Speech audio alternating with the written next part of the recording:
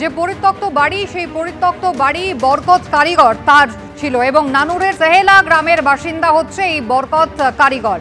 বরকত কিন্তু বোমা বাঁধতেন না। এই ঘটনায় মৃত্যু হয়েছে তার। যদিও বছর 28-এর বরকত পেশায় ছিলেন রাজমিস্ত্রি, এমনটাই দাবি করেছেন তাঁর স্ত্রী।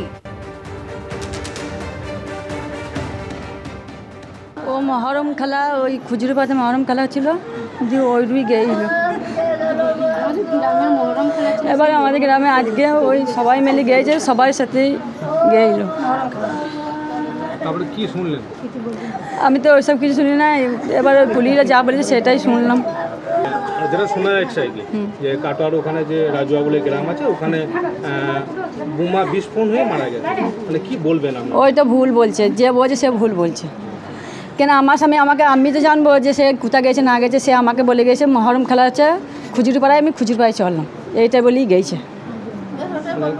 মানে কি বলবেন আপনারা এখন যে ঘটনাটা ঘটে গেছে, কি বলবেন? কি বলবো, এটা সেটা আপনারা দেখেন, কি করবো আপনারা। না আমি কিছু বুঝতেও পারছি না, এবার খবর পাবো সেটা জানবো।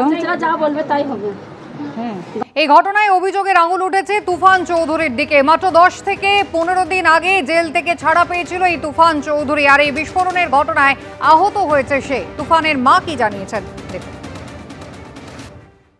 ওই বোমে ওই নষ্ট হয়েছে ও। হ্যাঁ, আর আমি কিছু জানি না বা আর কিছু জানি না। আপনার কি মনে হয় তুফান ওই ধরনের কাজকর্ম করতো বা কিছু? না, আমি কোনো দিন জানতাম না, আর আমাকে কোনো দিন আমাকে কিচ্ছু বলতো না, কোনো দিন আমি জানতাম না। আমি মা হয়ে ওই রকম বলতে পারবো না। আমি বললাম বা ভাত খাবা, বললে মা দুটি ভাত খেয়ে গেছি। দিয়ে বললাম বেশ, দিয়ে বাড়ি ধরে বাইরে চলে গেল। বা কটার সময়? ওই মনে হয় মকরব কি, আমি ঠিক অতটা আমি বলতে পারবো না। সন্ধ্যেবেলা। দিয়ে আমি একবার ফোন করছি, তা আমি ওই চারাই শুয়ে আছে, তা সবাই বলছে গো দেখো ছাদতে উঠে কী হচ্ছে। তা আমি বলছি যে আমি দেখতে পারবো না, কার কী হচ্ছে জানি না। তারপরে সবাই বলছে ও গো তুফান মরে গেছে, তুফান মরে গেছে। তাতেই বলি গেলাম বা গিয়ে কি দেখলেন? যে ওই এমনি সব ঝোল খাইছে। তুফান চৌধুরী কিন্তু একেবারে স্থানীয় ব্যক্তি এবং একেবারে দাগি সমাজ বিরোধী বলে এলাকায় পরিচিত। স্থানীয়রা এমনটাই বলছেন। কিন্তু এই কাটোয়া বিস্ফোরণে বহিরাগত যোগও রয়েছে।